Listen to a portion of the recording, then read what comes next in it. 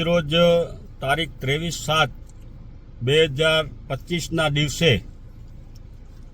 8 pass અને હંમેશા ફાંકા ફોજદારી કરતા ગૃહમંત્રી હર્ષ સંઘવી જ્યારે પૂર્વ કચ્છ જિલ્લાની મુલાકાતે આવેલા હતા ત્યારે દારૂ, ડ્રગ્સ, ખનીજ, નમક માફિયાઓ જેવી અનેક રજૂઆતો જે પૂર્વ કચ્છ એસપી ક્યારેય સાંભળતા નથી અને હર્ષ સંઘવીએ ટ્વીટ કરીને જણાવેલું કે હું આવતીકાલે કચ્છ અને મોરબી આવી રહ્યો છું અને લોકોની રજૂઆતો સાંભળીશ.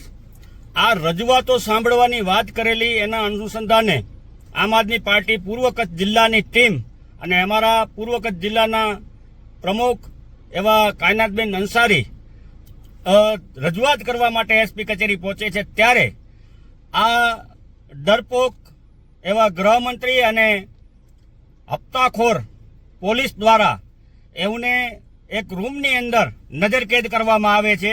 એમની રજૂઆત એમની રજૂઆત કરવા દેવામાં નથી આવતી.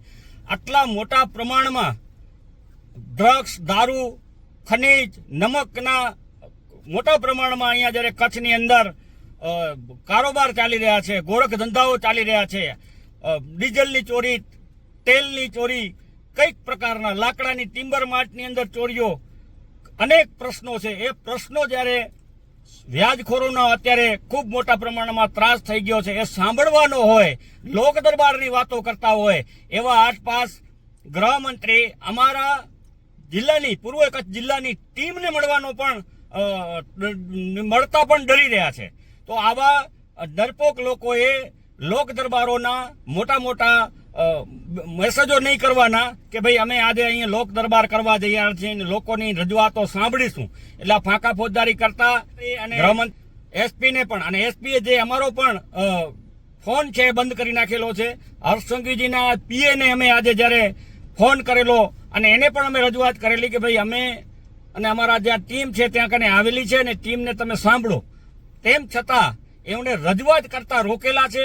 લોકશાહીની અંદર લોકોની રજૂઆતો ન સાંભળવી એ બંધારણીય ગુનો બનવો જોઈએ અને આવા ભ્રષ્ટ નેતાઓના રાજીનામા લઈ લેવા જોઈએ અને આવા જે માત્ર ભાજપના ખાલી પ્રચાર કરતા એસપી અને પોલીસને પણ ભાજપના પટ્ટા પહેરી લેવા જોઈએ એવી અમારી અહીંથી હું સંજય બાપટ, ઝોન પ્રભારી અને અમારા ગંગજીભાઈ લોકસભા ઇન્ચાર્જ દ્વારા રજૂઆત કરવામાં આવી રહી છે.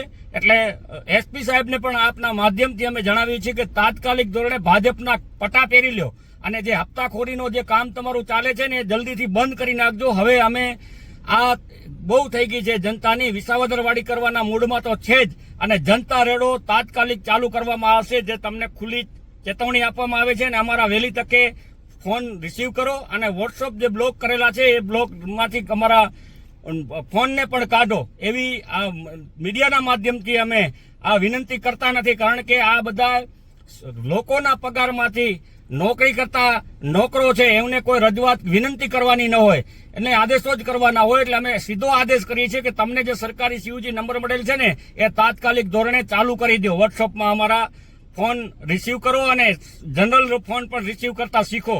આ રીતે લોકશાહી નહીં ચાલે, તાનાશાહી તમે બંધ કરો.